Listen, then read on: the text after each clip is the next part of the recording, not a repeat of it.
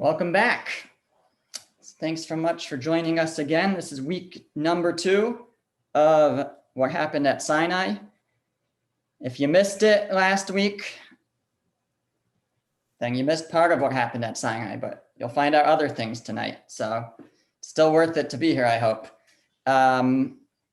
So just briefly, we went through last week just the basic outline of the series of events. The people come to the mountain. They see thunder, or hear thunder, lightning. We'll actually get into that at some point, not tonight really, but they see fire. God speaks to them. They're frightened. They ask Moses to intervene. They don't want to hear God speak anymore. It's too much. And then God says, okay, then God says, I hear their request. And he tells Moshe, I'll take, you can be the transmitter from here out. Last week, we basically, besides for giving an outline, we outlined what the 10 commandments are and were. We also got into the question at the end. The more fundamental point that we touched on was, why was it so essential that the Jewish people have an experience of prophecy? Why was that necessary? They had, after all, they'd seen all of God's great miracles. Moses successfully brought all these miracles about. Obviously, clearly, he was a messenger of God. And if he then brings them a message of what God's will is, then you would think that it should just work that way. And why was it so important for them to experience prophecy? And we mentioned 2 ideas. The 2 ideas, the first one was from the Nitziv, Rav Naftali Tzvi of Berlin, a more recent commentator from about 150 years ago or so, who offered the suggestion that it was so important for them to actually experience prophecy just to be able to be certain that there was such thing as prophecy. Because prophecy, prophecy, like I mentioned last week, I use that word just to mean communication with God, not necessarily predicting of the future, but just to communicate with God, that there could be such a concept for a human being. After all, God is omnipotent, all powerful, and how could a human actually experience communication with that? Either, he says, either God must not be as great as we think, or Moses must be making the whole thing up. There must not be actually such thing as prophecy. But then they experienced both at the same time. They saw the greatness of God at Sinai,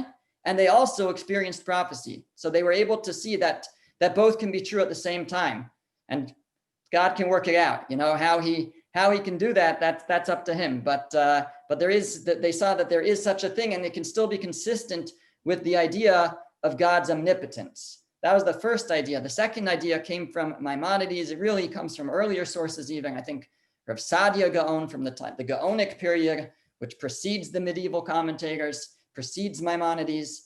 But many of the medieval commentators talk about this, and Maimonides in particular fleshes it out that we can't just rely on miracles, because somebody can fake miracles. Someone can work sorcery and then say, look what I can do. Or you can use technology to make something look miraculous. And that's not really enough to really be certain. And if that was all we relied on, then somebody else could come later and make another miracle, and then we'd have to compare, well, whose miracle was greater, the miracles of Moses or the miracles that we see now? It's not really enough just to rely on miracles. Therefore, it was essential that we actually witness God speaking to Moshe, witness that, to see that Moshe is indeed a true transmitter of God's will. And if Moshe then says, and the Torah can never change, then the Torah can never change. And if Moshe says, and if a prophet will come later and show you great signs, but he tells you to change the Torah, or he tells you, to go worship other gods, but he performs great miracles, but we know not to believe him, because we actually experienced God. We heard him speak to Moshe. We witnessed that prophecy, and therefore we know that the prophecy of Moshe is absolutely true. So those were the 2 ideas that we focused on last week. What I want to do now is ask a very simple question. As we saw various verses last week, we went through the verses that discuss the events. We saw very explicitly that the Torah describes that God spoke to the Jewish people.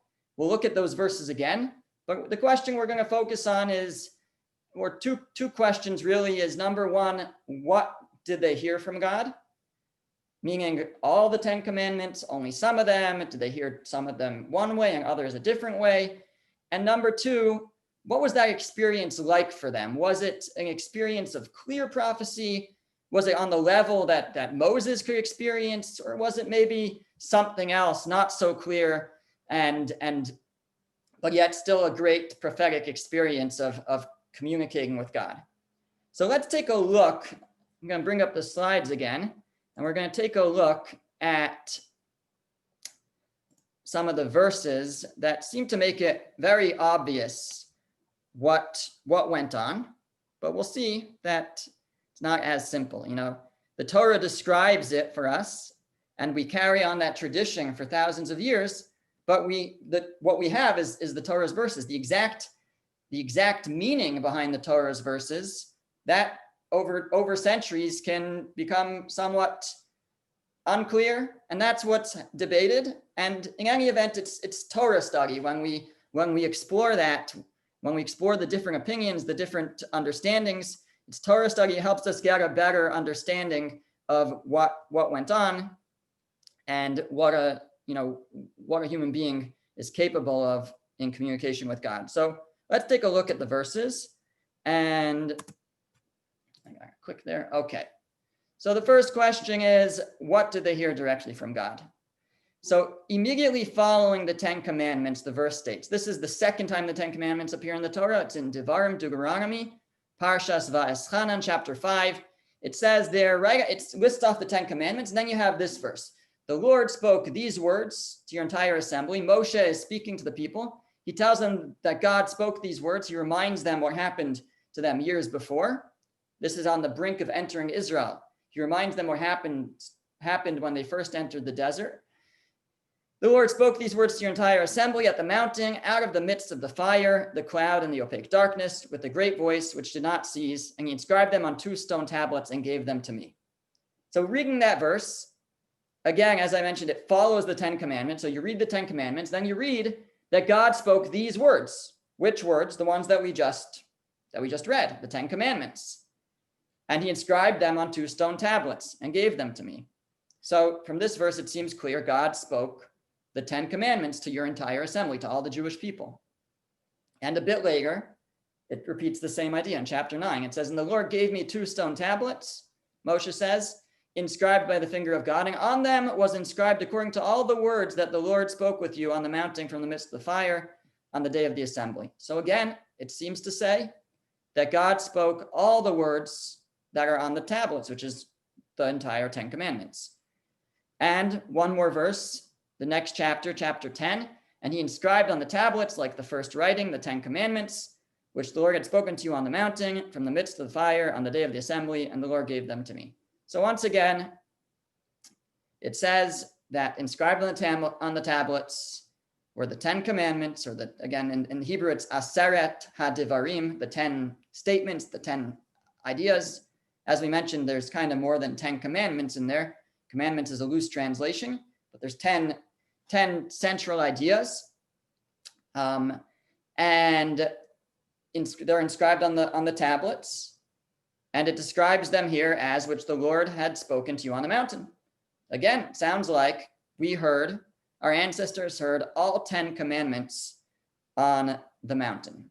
So it seems like an open and shut case. However, if we examine the actual words of the 10 commandments, we'll notice something interesting. So the first 2 read like this. I am the Lord your God. Number 2, there's more, but that's enough for now. Number 2, you shall have no other gods besides me. You shall not make for yourselves a sculptured image. For I, the Lord your God, am an impassioned God. That's the first 2. Then we look at the next 3. You shall not swear falsely by the name of the Lord your God, for the Lord will not clear one who swears falsely by his name. Remember the Sabbath. 6 days you shall labor. The 7th day is the Sabbath of the Lord your God. For in 6 days the Lord made heaven and earth, and he rested on the seventh. Therefore, the Lord blessed the Sabbath day. And number 5, honor your father and your mother, that you may long endure on the land that the Lord your God is assigning to you. So notice anything different between numbers 1 and 2 and 3 through 5. And I tried to highlight it for you. Anybody want to point it out, what I'm pointing out? What changes? Don't be shy. Okay, what changes is the tense, right? The first two, it's first person. God says, I am the Lord your God. You shall have no other gods besides me. Sounds like God is speaking directly to whoever he's speaking to. And then starting from number 3, all of a sudden, instead of saying you shall not swear falsely by my name, it says by the name of the Lord your God. For instead of saying I will not clear one who swears falsely by my name, it says the Lord will not clear one who swears falsely by his name. And the same for number 4. It's all of a sudden in the third person. He rested. The Lord instead of I rested. The Lord your God is assigned to you instead of I am assigning to you. So we have this transition between the first 2 commandments and the next 3. And it seems like something has changed, perhaps. Perhaps one might say that the first 2, God is speaking directly to the people. And the next 3, Moshe is telling the people what God said. That's almost what it sounds like, because now it's in third person by his name. So one of the great commentators of the medieval period, Rabbi Avraham ibn Ezra. Rabbi Avraham ibn Ezra lived from 1089 to 1164 in Spain. Poet, philosopher, grammarian, the great and very, very important work on the Torah. And in his commentary, he usually takes the approach of what we call pshat, the simple reading. Very simple. What is it saying without, all these deductions and things like that? Just simply, what is the verse saying? So he reads that you can actually read it the way we've been reading it. Very simply, they heard all 10 commandments. You want to know why the tense changes? He says, I'll explain it to you. He writes, God spoke all 10 commandments as they are written in this portion. Now we're in Exodus again. We're in Parsha of Yisro, the first time that the 10 commandments appear. That's where he writes this. He says, God spoke all 10 commandments as they are written in this portion, as it is taken. Then he quotes the exact verses that I quoted to you before. I didn't put them again, but what we mentioned before, like these ones, the Lord spoke these words to your entire assembly. A number of verses that seem to imply that God spoke all of the 10 commandments to the Jewish people. But he continues, he says, as for the proof that some bring that God only spoke the first 2 directly to the Jewish people, but that the 3rd, 4th, and 5th commandments, and because the 3rd, 4th, and 5th commandments are not in first person, and it sounds like that was someone telling the people how to relate to God. There was an intermediary there, namely Moshe. That's how some want to understand. He says, no, it's not the case. The explanation can be that once you have accepted him as your God, then it states, do not swear falsely by the name of the Lord your God, and for in 6 days God created. So it doesn't explain it to, he doesn't really elaborate on it, but what I think he's saying something very simple is the first 2 is kind of God introducing himself. God says, I am the Lord your God. Do not have any other gods besides me. And then God's still talking to them, but then he starts to speak in third person. Don't swear falsely by the name of God. Now that you know what and who God is, don't swear falsely by his name. Right? You can imagine, you go to school and the principal lays out the rules. He says, I am the principal. You must obey everything that the principal says. Right? All of a sudden, he's speaking in third person. Whatever the principal says, and that's a normal thing, right? You have to listen to him. And that's a very normal way to speak. And so Ibn Ezra is not bothered by the change from first person to third, because it's very acceptable, it's normal.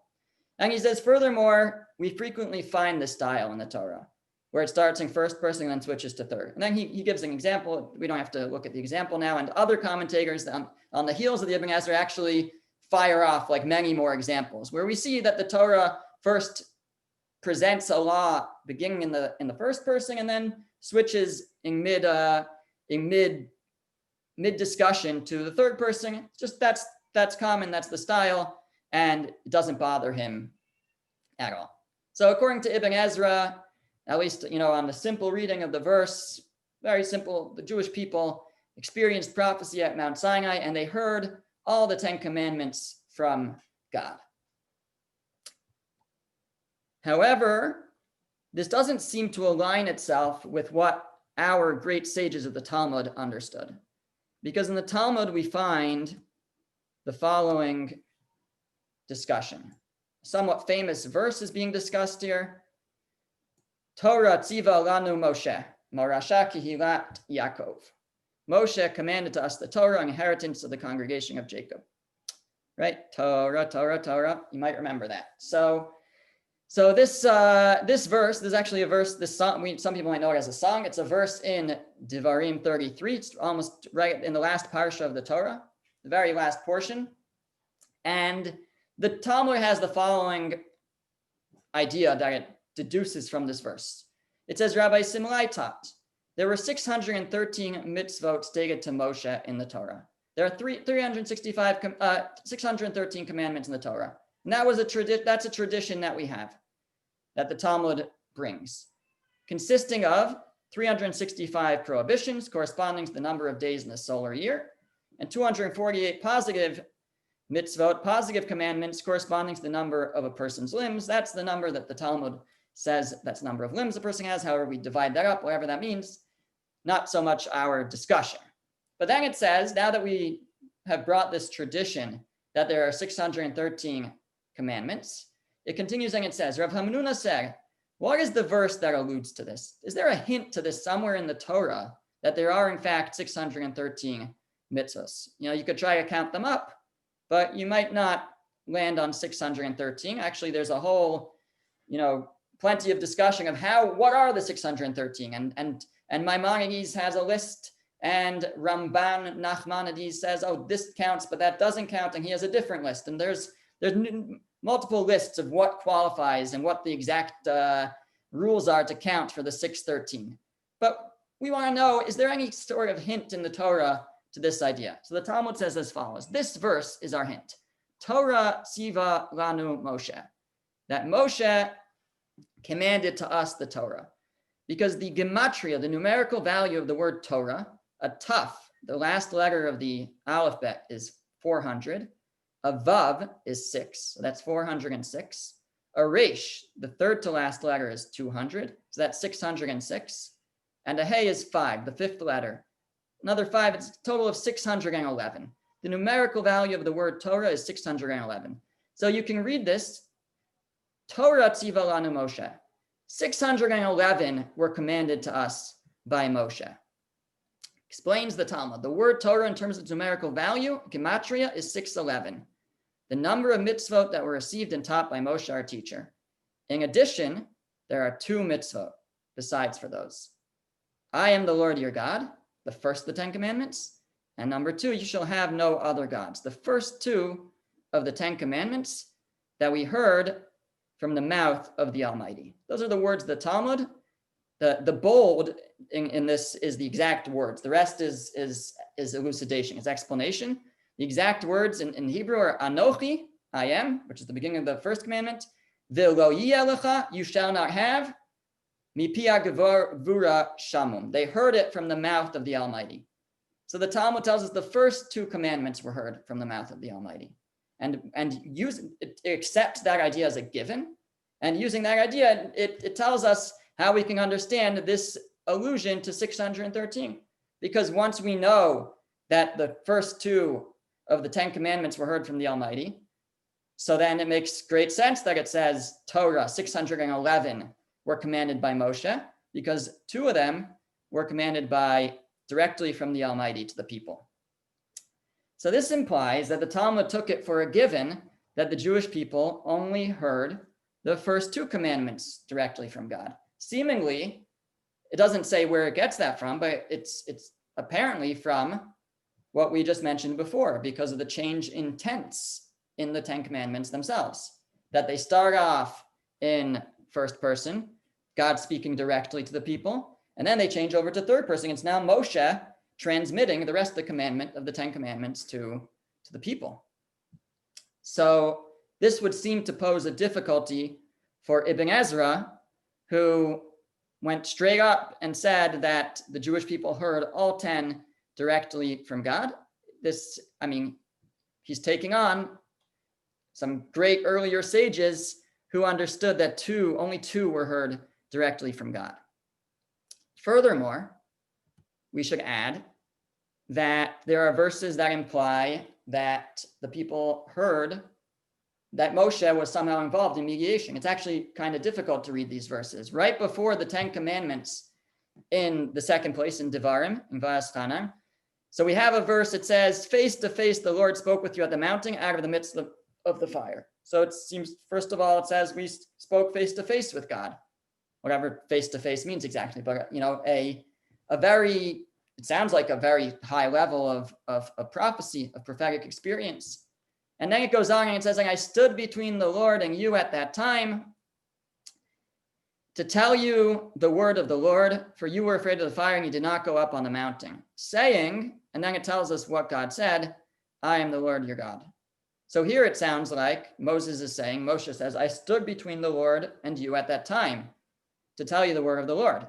So now it sounds like Moshe was mediating, was transmitting the word of God to us, and not that we were hearing directly. But here it says, face to face, the Lord spoke with you. So it's kind of confusing, a little unclear what went on. There is a reading of these verses which basically put this verse in parentheses, and right here, and it says, face to face, the Lord spoke with you at the mountain out of the midst of the fire, saying, and he's saying the Ten Commandments. And this is in parentheses, and I think it's understood to mean afterwards. Afterwards, I stood between the Lord and you to tell you the word of the Lord, because after they heard the Ten Commandments, they were frightened and they didn't want to hear any more commandments from God. So that is one way to parse this verse. There are other ways, but just reading it very simply, it sounds like there was mediation even for the Ten Commandments themselves.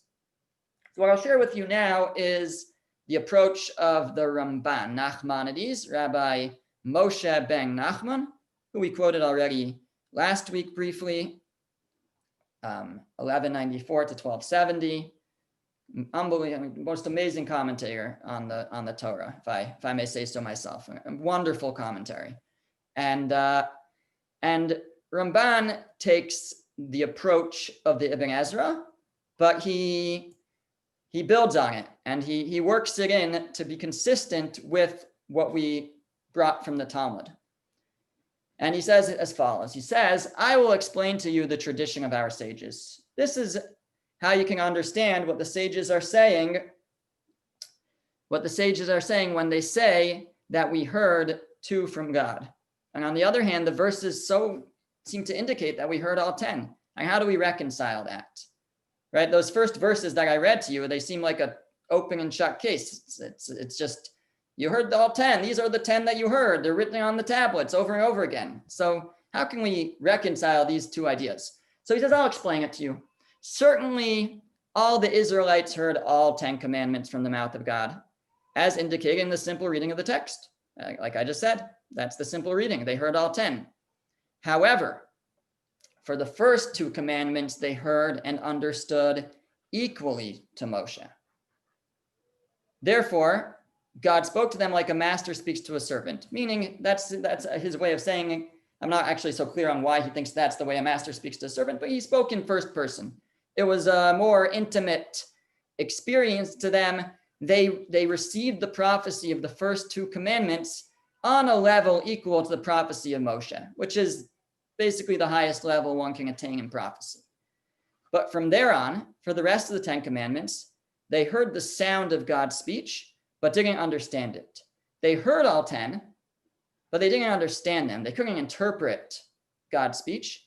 And Moshe had to translate each of the commandments for them.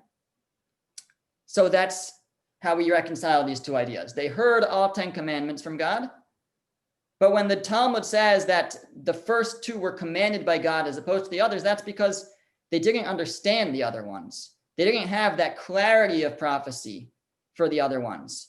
They only heard God speaking, but couldn't really put it together. For that, they needed Moshe to translate it, to explain it to them. And that's how we can reconcile this. Now, it's a question that we should ask, which is what's the point of that? Like, what's the point of having this prophetic experience that they don't understand? I understand they should experience the prophecy of the first 2 because they actually understood that. But what's the point of having the second experience of hearing the rest of the commandments but not understanding them? So that's a good question. You'll hopefully come back next week to hear the answer. But we'll hopefully get to that. I hope that we'll deal with that question next week. But for now, we're going to continue with the Ramban's opinion. And he has a little bit more to say, which is very important. He goes on and he says, the purpose of all this was so that they would be prophets with regards to belief in God and the prohibition of idolatry, for they are the foundation of all Torah and mitzvos, commandments. The very first, most basic foundation of the Torah, of fulfilling God's will and fulfilling his commandments, is first to believe in God. And to recognize, to know that there's a God, and to know not to serve any other gods, that there are no other gods, and everything else is just nothingness and futile. And those are the foundation, the basics upon which everything else stands, and therefore that had to be experienced directly through prophecy, the first 2 commandments. But the rest of the 10 commandments, he says, they would receive the explanation from Moshe along with hearing the sound of the words. So they would hear the explanation, but they would also hear the sound of the words, but not understanding. And for the rest of the mitzvos, they were trusting Moshe for all of them, meaning the rest, besides for the 10 commandments, the other 603. For those, they would trust in Moshe for all of them. So actually, I think I forgot about this. I have another answer to the question I posed before, but the Ramban, I think, already is offering a very important answer to the question of what's the point of having that prophetic experience if they didn't actually understand what was going on. And I think what he's telling us here, and we'll read it one more time, and you can, I guess you have to really look at this is my own translation of the Hebrew. You have to look at the Hebrew before you debate me on what he means. But this is you could have your own opinion of what he says here. But I think when he says, we'll read it one more time. He says the purpose of all this was that they would be prophets with regards to belief in God and the prohibition of idolatry. That's why they had to hear the first 2 directly from God. But the rest of the 10 commandments, they would receive the explanation from Moshe, along with hearing the sound of the words. And for the rest of the mitzvos, the rest of the commandments, they would trust in Moshe for all of them. So in my reading of this, he's actually telling us that there's a progression here. The first 2, you got to hear directly from God. Those are the basic tenets upon which everything stands. I am God, I am the Lord your God, and there's no other gods. That you have to hear directly.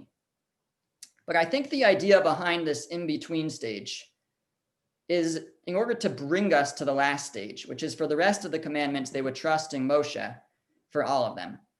Because I could imagine that if they had experienced prophecy on, let's say, all 10 commandments, clear cut exactly from God, and then that was it was over. And then Moshe gets up and he says, okay, now I have a list of another 603. So they would be like, well, who are you, Moshe?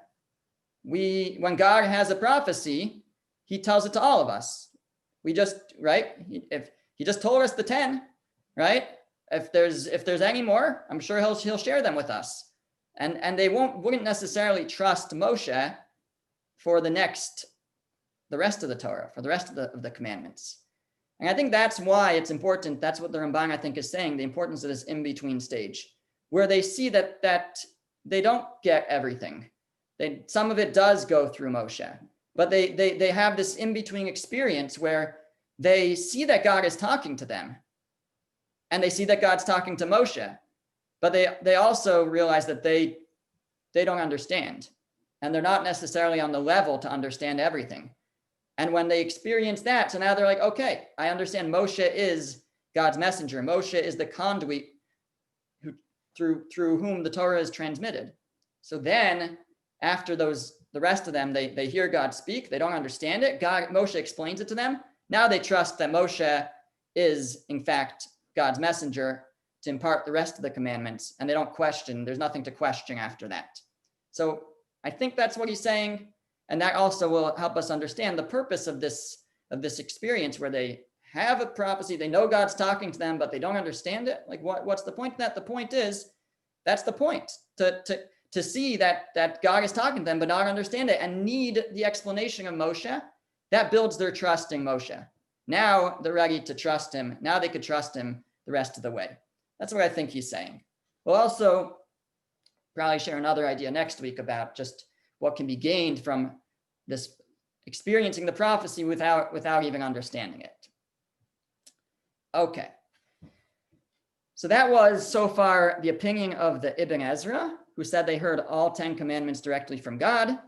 We saw the opinion of Ramban Nachmanides, who bridges the Ibn Ezra's opinion with the idea in the Talmud that they only heard the first 2. They heard all 10, but they only heard the first 2. How do we reconcile that? They heard all 10 from God, but they didn't understand all of them. They understood the first 2. That was a clear prophecy for them. The rest of them, they needed Moshe to explain to them. Now we're going to come to an extremely controversial opinion, which is the opinion of Maimonides, of the Rambam. And we'll see, it somewhat seems to contradict what we read from the Rambam last week from Maimonides, but it's how it goes sometimes. So, you know what? Yeah, we're gonna save this Kliyakar. Maybe we'll go right to the Rambam. We'll maybe come back to that if we have time. Okay, so before we get into his discussion about what happened at Sinai itself, we should talk about his views on prophecy in the first place. Okay, that's funny because I edited in a word at some point, I guess a different version of the slide, the secular philosophers. He's describing how secular philosophers view prophecy, and then in the next slide we'll see what he agrees with and what he disagrees with. Maimonides here in Guide to the Perplexed, Moreh Nevuchim, is talking about prophecy, and he says there's different opinions about how prophecy works. And actually before this, he says, some people think that, and he says this is what many people think, foolish people think, that God just chooses someone to be a prophet, and all of a sudden that person will experience prophecy. And it doesn't matter who that person is, how great he is, how young he is, how experienced he is, how much he's worked on his character, developed his mind. It doesn't matter. God just decides who will experience prophecy, and boom, they have a prophetic experience. He says that's what some people think. And he says that is totally incorrect. It doesn't work that way. And then he says there's a second group of people that think the following, and this is his second list. The philosophers, meaning the secular philosophers, hold that prophecy is a certain faculty of man in a state of perfection, which can only be attained by study, by developing the mind from being able to I guess, put our mind into a certain frame of mind. He says, accordingly, it is impossible that an ignorant person should be a prophet, or that a person being no prophet in the evening should unexpectedly on the following morning find himself a prophet, as if prophecy were a thing that could be found unintentionally. He says it doesn't work that way, or this is what the secular philosophers say. But they say, if a person perfect in his intellectual and moral faculties, this person has worked on himself, he's developed his mind, or hers, and also perfect as far as possible in their imaginative faculty, whatever that is exactly, prepares himself in the manner which will be described, he must become a prophet. For prophecy is a natural faculty of man. This is what the secular philosophers say, that if a person develops themselves enough, they must become a prophet. It is impossible that a man who has the capacity for prophecy should prepare himself for it without attaining it. If a person attains the proper level, they will experience prophecy. That is the opinion of the secular philosophers, and that is an opinion that Maimonides also disagrees with, but only slightly. Rabbi Shaps, can I ask a question? Please. Isn't this the idea of being able to get the level of prophecy, nevuah? Isn't that something that is talked about in Mesilas Yesharim? That if you go through all these steps, then you come to the level of prophecy? You are absolutely right. Same thing? Yes. Now that's not necessarily he's not necessarily going to tell you the same approach there, but it's a very similar idea of, developing yourself, working on your midos, your character, and absolutely.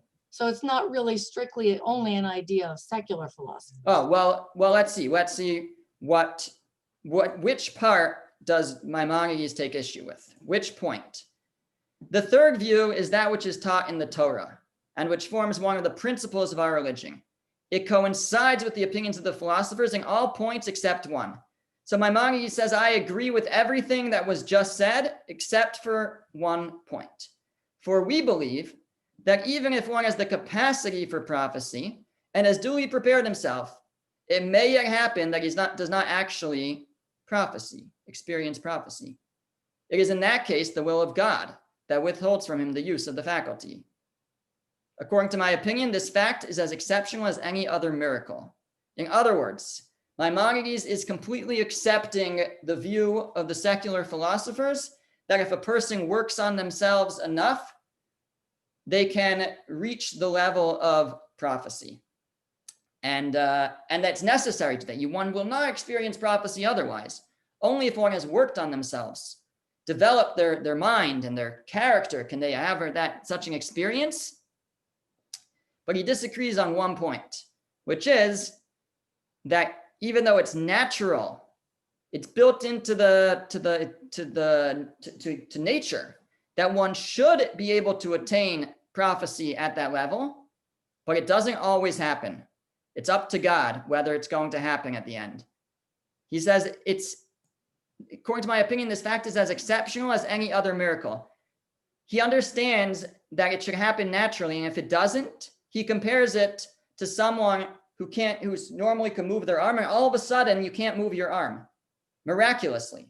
That's a miracle. If somebody all of a sudden, their arm is frozen in the air. He's referring to a specific story in the prophets, but that's a miracle. And similarly, if somebody has all the natural, it's now natural that they should experience prophecy and they don't. That's like having their body part not functioning. It's miraculous, but it's all, it's something that happens. But as for the principle which I laid down, that preparation and perfection of moral and rational faculties are essential for prophecy, our sages say exactly the same.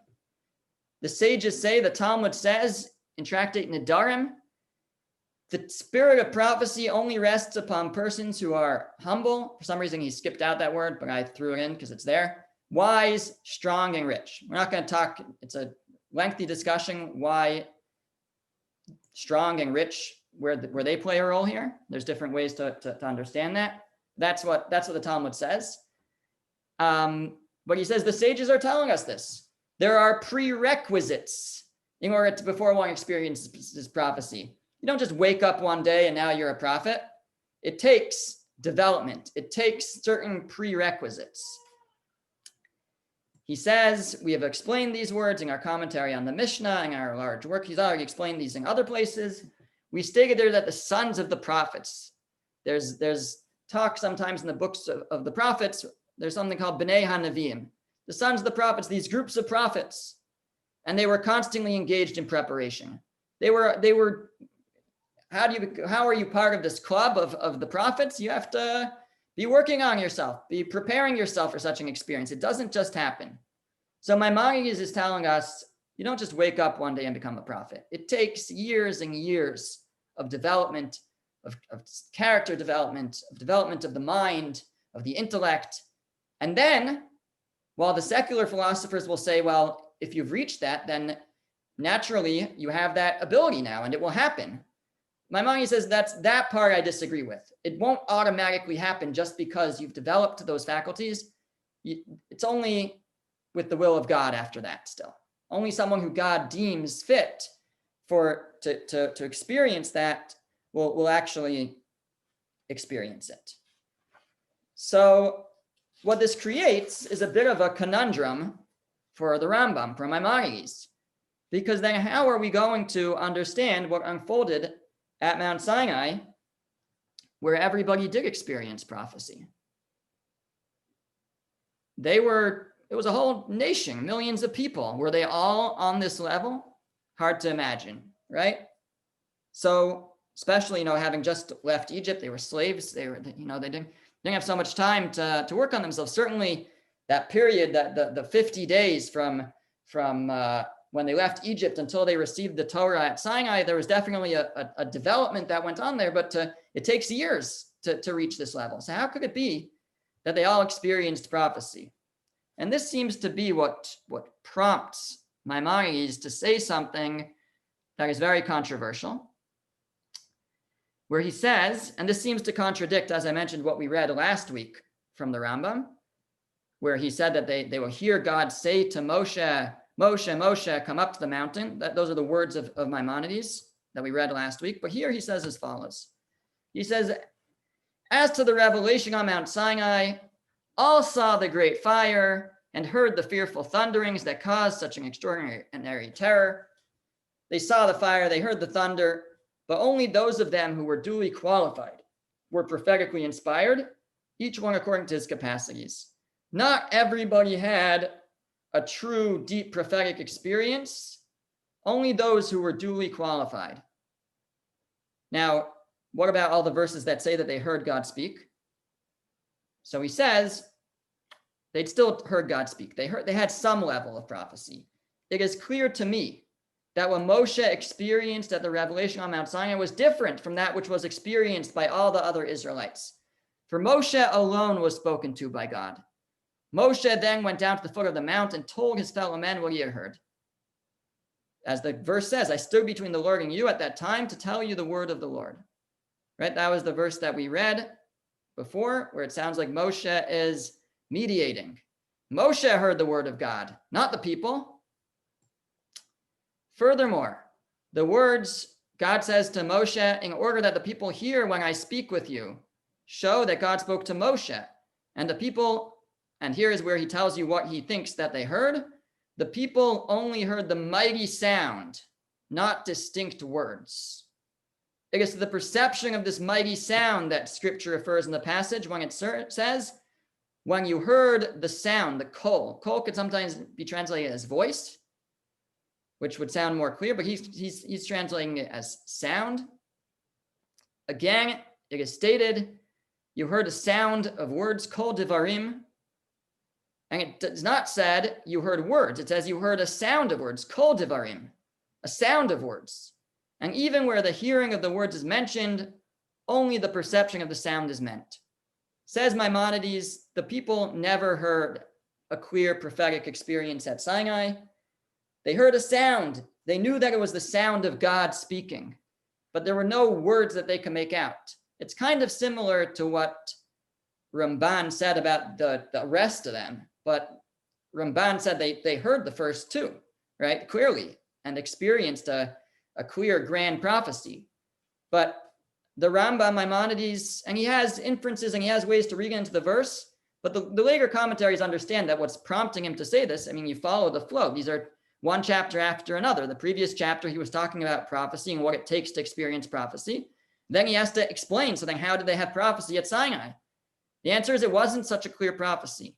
The answer is that they heard a sound. They knew it was the sound of God, but they didn't have any clear prophetic experience. Some people maybe did. As he says here, those of them who were duly qualified were prophetically inspired.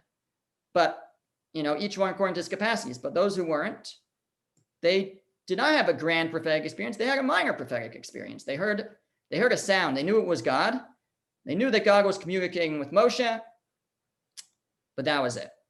So it's not nothing. They recognized that they were hearing God speak. They recognized that God was speaking to Moshe and he was understanding it, but it seems to kind of dampen, the whole experience if you take this at face value, what he's saying. But that's what he says. Now, as you can imagine, many disagreed with the Rambam, with Maimonides, and some disagreed quite fiercely. There was a work that was written in the year. Sorry, my printing pages are all out of order. Just one moment.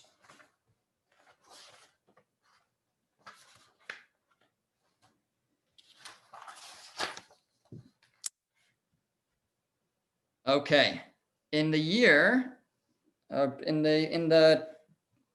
actually, I guess around in the late, it looks like in the beginning of the 15th century. In the beginning of the 15th century, a work was produced by a certain rabbi named Shem Tov ibn Shem Tov. And the work was basically an attack on Maimonides. Shem Tov ibn Shem Tov was a Kabbalist, and the Kabbalists did not see eye to eye with the philosophers like the Rambam, and he vehemently attacks the Rambam, many positions the Rambam in harsh terms. And one of his attacks is on this very passage, where he says if you consider the Rambam's words, Maimonides' words, so they didn't hear anything. He says if they don't understand it, so what's the point of it? What benefit is it if they didn't understand it? And he says, furthermore, if it's true, there's one more thing that Maimonides says. Did I include it here? Yeah, let's just go one more thing that the Rambam says, which he's also going to question. He says, there is, however, an opinion of our sages frequently expressed in the Midrash and found also in the Talmud to this effect. The Israelites heard the first and the second commandments from God. Right? We read that from the Talmud. So is Maimonides going to argue on the sages of the Talmud? The great sages of the Talmud? No, he's not. But he does have a different way to explain it. What does it mean that they heard the first and second commandments from God? So he says the intent is that they learn the truth of the principles contained in these two commandments in the same manner as Moshe, and not through Moshe. Meaning they learn the truth of those principles without Moshe. They didn't necessarily hear it from God, but they also didn't learn it from Moshe. Remember, the point of that passage in the Talmud is to say there were 613 mitzvos, commandments, but only 611 were taught by Moshe. The other two, they learned from God. Maimonides is saying, well, they didn't really learn it from God, but they figured them out on their own. For these two principles, the existence of God and his unity, that there are no other gods, can be arrived at by means of reasoning. And whatever can be established by proof is known by the prophet in the same way as by any other person. He has no advantage in this respect, meaning if you can deduce this scientifically, these commands, by reason, then you don't need Moshe to tell you them. You don't need prophecy. So the first two, he says, those are scientific. Those can be arrived at by reasoning, the existence of God and his unity. So those, they didn't hear them from Moshe. They figured them out on their own. These two principles were not known through prophecy alone. But the rest of the commandments are of an ethical and publicly accepted nature. They're ethical, do not contain truths perceived by the intellect, meaning they're not scientific, they're ethical, they're commands. The existence of God and his unity, that he says can be arrived at by reasoning, which I think means scientifically. So that's the difference. They didn't really hear those two from God.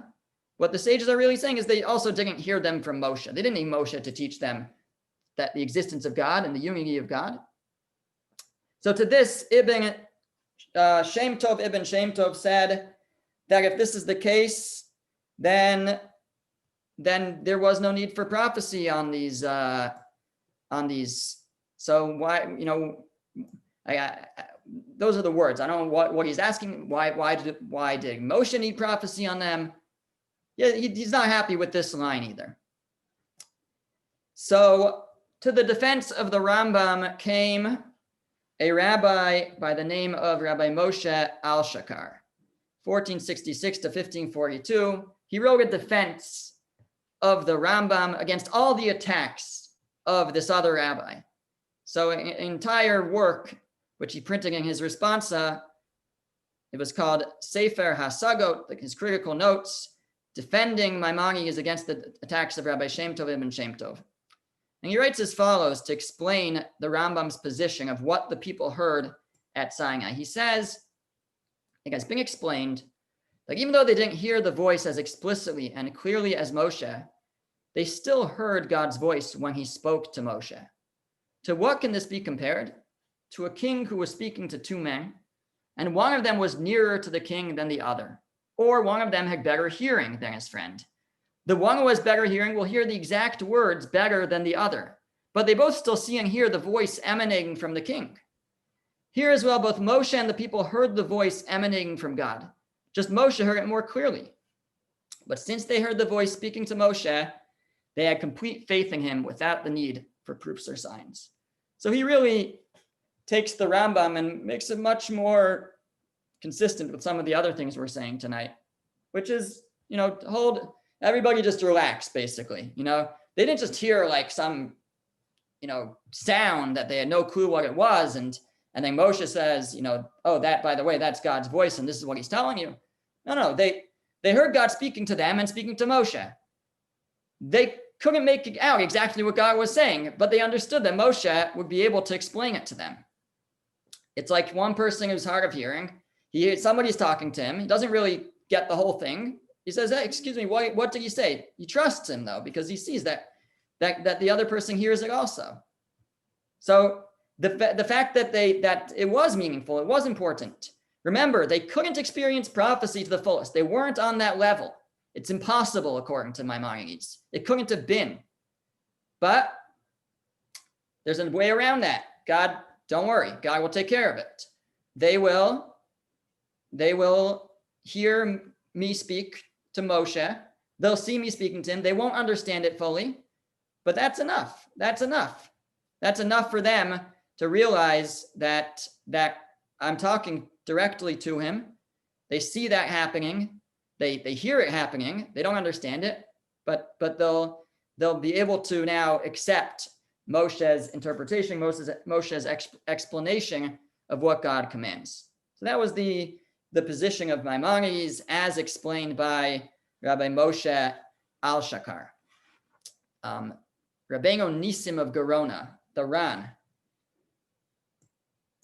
1320 to 1376, a little bit earlier than Rabbi Moshe Al-Shakar. Actually, Rabbi Moshe Al-Shakar quoted the Ran in his response there, but not at this point. But he also discusses this question, basically, of how could it be that the people experienced prophecy if they weren't on the level to experience prophecy. He was a rationalist, a philosopher like the Rambam, but he arrives at a different conclusion than the Rambam, than Maimonides. And he says, that which the Talmud says, Rabbi Yochanan in the Talmud, that God only rests his presence or his prophecy on one who has fulfilled these conditions, meaning humble, wise, strong, and rich. The idea that the Maimonides works through, that you need to be on a certain level to experience prophecy. Says the Ran, says Rabbeinu Nisim, it doesn't mean it can never happen. He says, look at Bilam. Bilam, one of the villains found in the Torah, the Talmud says he was a great prophet. You think he was humble? You think he had worked on himself? He wasn't humble. Clearly not humble. So what do we see? We see that these four things aren't always necessary. Sometimes it can change according to the need of the time. And the idea is, I don't remember if he says it or others explain it this way, that that it's true, God creates the world with a certain system. And in that system, generally, a person needs to rise to a certain level to have communication directly with God. That's built into the system that God created. But the fact that God created an ability to communicate with him, and that exists in the world already, so that means that it's now within the system that God creates that a person can communicate, and God can help a person sort of skip a step and bring a person to that level without taking all the steps. At times, when it's needed, it can change according to the need of the time. That's what we find at Mount Sinai, he says, that the Israelites reached such a level that it was not necessary for Moshe to teach them the first two commandments, because they perceived them just as he did, with a clarity and not as a riddle. It was a clear prophecy directly from God. And even though they weren't truly perfect in wisdom and character, they still perceived them in this elevated manner for the purpose, for the perpetuation of Torah. For had they not experienced prophecy, we talked about last week why it was necessary. They needed to experience prophecy to know that they should trust in the words of Moshe. It was necessary for this. It had to happen. It had to be this way.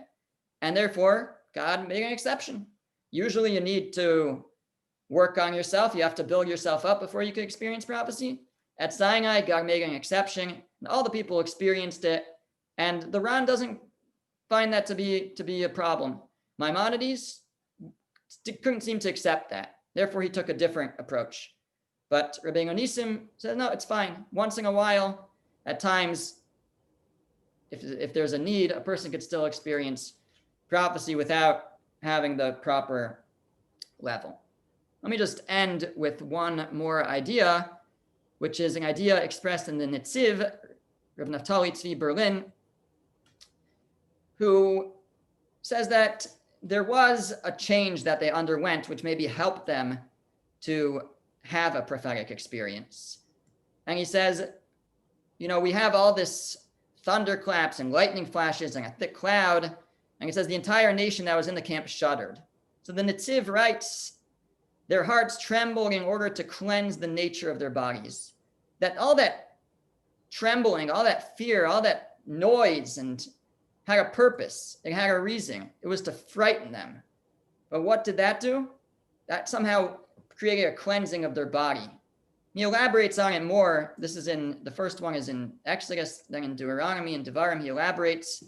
The verse says, from the heavens he let you hear his voice to instruct you, and upon the earth he showed you his great fire, and you heard his words out of the midst of the fire. It explains how they reached the level of prophecy. First, he let you hear his voice to instruct you. Meaning what? To frighten you, basically. For in truth, it is basically impossible to achieve prophecy without first cleansing the body. Person has to be able to have this out-of-body experience. They have to rise above the physical. That's part of what the person works to experience prophecy. Therefore, he let you hear his voice to instruct you. By voice, he understands not the God talking to you, but all those sounds, all that the frightening experience, that was to warn you, to frighten you. This was a cleansing of them from the tremendous inspiration. It cleansed them of the physical. Afterwards, upon the earth, he showed you, that's the end of the verse, upon the earth, he showed you his great fire, and you heard his words out of the midst of the fire. This was the prophecy. Then they were able to experience prophecy. But Netziv understands that the whole frightening experience, the purpose was to sort of separate the physical, to give them the inspiration. To how it worked exactly, I couldn't tell you, but that's how he understands the purpose was, that somehow that was a cleansing of them, to cleanse them of the physical and allow them to experience prophecy. But he says that's why they can only do it once. After the first time, they said, I'm not going to go through it, but you can look at on the outline, the last slide. After that, they said, we can't do this again because it's not going to work again. They understood it's not going to work again to frighten us out of our physical nature. Happened once, but that's not who we are really. And it couldn't happen again. And so we can only experience prophecy this one time. Rabbi Shaps? Just 1 second. Let me just close.